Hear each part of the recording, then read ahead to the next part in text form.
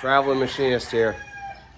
So this is my last full day in the Philippines before I head back to the United States. And wow, what a 30 days it's been. It's gone fast, faster than I thought it would. But I got a lot of content and a lot of adventures in during the time I've been here.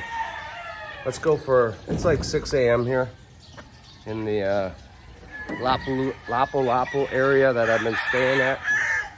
That's the apartments I've been staying with. And we'll just take a walk down the street here. Like I said, it's like 6 a.m. We got chickens out. We got some of the locals out wandering around already, getting ready for the day. But wow, I mean, what I've learned in the 30 days I've been here is pretty impressive. It's hard for me to like put it all into words in such a short little video. So I got more videos coming once I get back to the States and organize all the adventures I've done and try to explain them to you. I've met a lot of good people from when we started down in Dumaguete to Car to Moal Boal, which is on the west side of the state, or the island of Cebu. And the city of Cebu, I've toured that.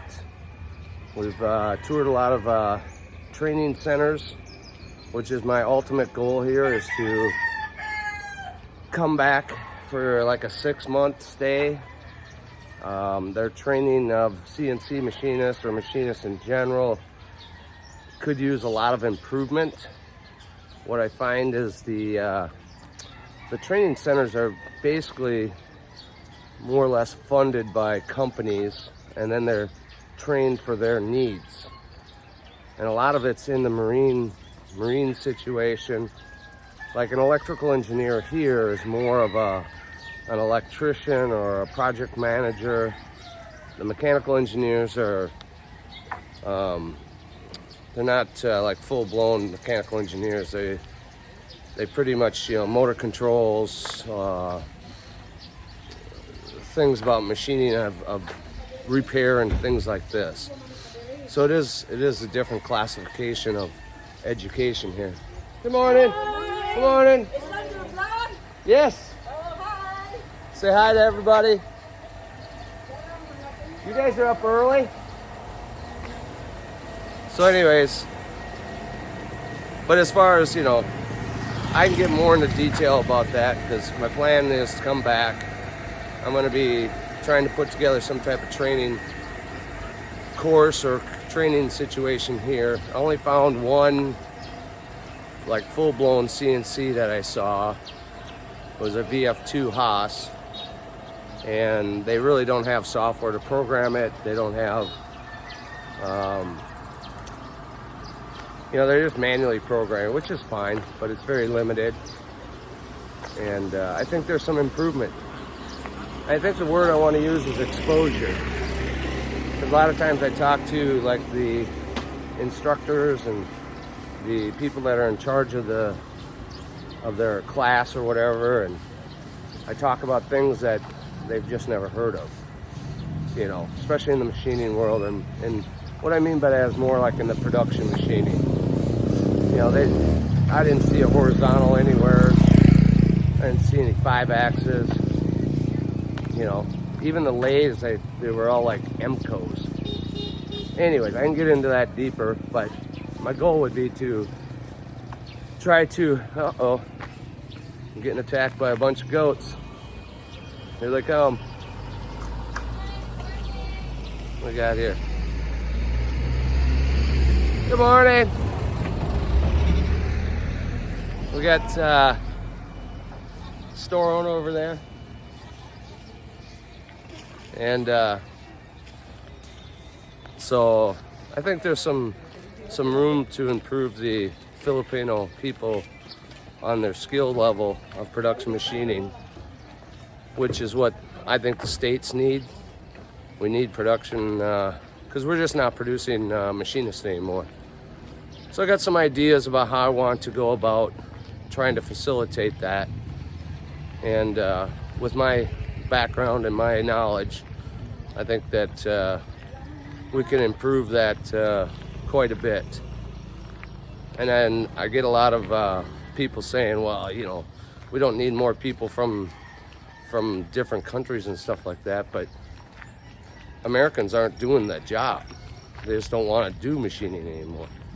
I mean, we got 25 students in our local Votech, you know, and the businesses are hurting to find machinists, assemblers, factory type jobs in America, you know, and on top of that, you know, there's a huge opportunity over here to help uplift people out of poverty and make a better life for themselves. Whether we do it here in Philippines or, you know, they get jobs in the States, you know, I think it's always good to help people out that want to be helped. There's a difference. There's a lot of people that, you know, just don't want help. And I'm sure that's here in the Philippines too. So, and I've only been here 30 days. But anyways, this is my last day, full day. Tomorrow morning I get on a plane and start trekking back to the States. But as far as like the people, very friendly, have no fears. The traffic here is kind of fun. I like it. It's a little more aggressive. We were up on the mountainside yesterday again, and even on my little 125 I was running, you know, 125cc scooter, I was still having a blast, you know, because the curves are tight, the roads are windy, they're up and down hills or mountains. So, but we had a lot of adventures, and I got a lot to talk about. I just can't jam it all into one little video. I need to organize it and just be a little more specific. But today's video is just basically my last walk in the Philippines before I head back to America, and just showing you what it's like at like 6 a.m. here as people get going for the day. And, you know, it seems pretty peaceful. The kids here though, like for elementary school and stuff, they go to school at like 7 a.m. till 7 p.m. or something like that. These kids put in a lot of hours in the schools, and then they go to colleges after that. And I met a lot of good students, a lot of bright, energetic, wanting to learn people, which to me impressed me. Plus I like the simpler lifestyle here. You know, America, it's just I don't want to get into it, but you know, there's nothing wrong with a simpler lifestyle. Yeah, I don't think it's any harder. I don't think I'd live in the city of Cebu or even Lapu-Lapu. I may have to if I tend to train and maybe get a training course going. I think my best bet would be to start with that college or the Votech that has the VF2, get some more equipment for them, get some measuring equipment, testing equipment, and some more tool holders and, you know, different tooling. Because the tooling they use here is basically, you know, high-speed steel and a little bit of brazed carbide tool holders, you know, mainly manual stuff, which I get, but they're not familiar with carbide end mills and, you know, insertable drill bits and all kinds of different production type tooling. Not sure why that is, you know, if it's just you know, I mean, there's companies here, which I'm sure they have full-blown CNC shops, but they're big corporations, and they bring in a team, I'm assuming, to, you know, set up their facility here. They train certain Filipinos to to be very good at that particular task. But the general, course, here's a local elementary school that I see kids going in and out of every day. I was supposed to do a little interview with Sir Charlie, which I never got around to. Sorry about that, Sir Charlie. I think he's a 6th grade. I'm not sure if it's science teacher or what he is. So, but anyways, yeah, there's a lot of things I didn't get to. There's a lot of things I did get to.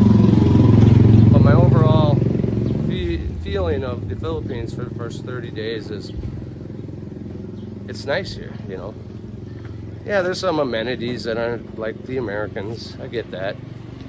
But again, it's just a rat race in America. You're all just living up to the Joneses,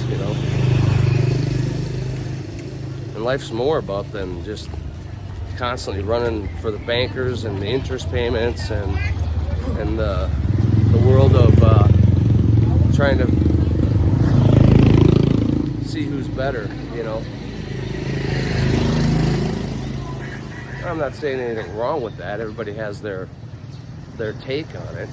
I just look at, I spent a lot of my life paying interest payments, paying the IRS payments. And if you time all that out, that's a lot of my life spent paying for other people. And like a lot of hours, if you ever gone down that road of like, if you spend an hour a day in traffic to and from work, how much of your life have you spent in the car just getting to and from work? It's not very productive in my eyes. And again, everybody has their thought process. This is just my opinion. And I just choosing to try something different in my life. It's a new challenge. And I think I'm going to look into some different ways of trying to maybe set up some type of training center here or work with the local colleges and maybe local governments in the states, companies in the states, and see if I can come up with something. Yeah, it's a big idea. May or may not work. But you know what? I only live once. Here's a little market. Bought lots of beer there. So, and we won't even get started on the females and the girls here. Much more enjoyable. That's all I'm gonna say. I'll get maybe into it on another video. But yeah, America's got its problems, and so is here. There's no doubt about it. I mean, I can go on about some issues that I don't like here, but I'm assessing all of it. Like I said, this is like a research, recon.